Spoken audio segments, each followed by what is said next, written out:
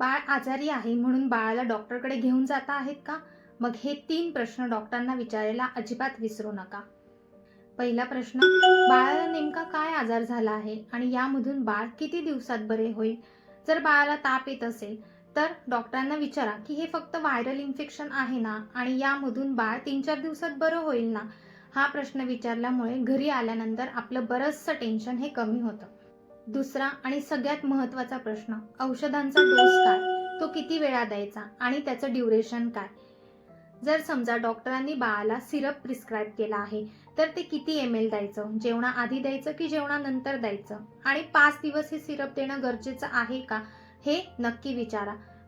बऱ्याच वेळेला आपण औषधांचा कोर्स पूर्ण करत नाही, ज्यामुळे बाळ पुन्हा आजारी पडण्याची शक्यताही खूप वाढते. म्हणूनच डॉक्टरांनी प्रिस्क्राईब केलेल्या औषधांचा डोस हा नक्की पूर्ण करा. तिसरा आणि शेवटचा पण अत्यंत महत्त्वाचा प्रश्न, बाळामधले डेंजर सायन्स काय? म्हणजेच डॉक्टरांनी दिलेल्या ट्रीटमेंट नंतर सुद्धा जर बाळाचा ताप कमी होत नसेल, बाळ दूध पीत नसेल किंवा बाळ पाणी पीत नसेल किंवा बाळाला वारंवार उलट्या होत असतील आणि हे सगळं थांबत नसेल, तर बाळाला लगेचच पुन्हा हॉस्पिटलला घेऊन यायचे का? हे डॉक्टरांना आधीच विचारा, कारण हे बाळामधले डेंजर सायन्स असू शकतात. जर आपण वेळेत बाळाला पुन्हा हॉस्पिटलला घेऊन गेलो तर आपण बाळामध्ये पुढे होणारे खूप सारे कॉम्प्लिकेशन्स हे टाळू शकतो.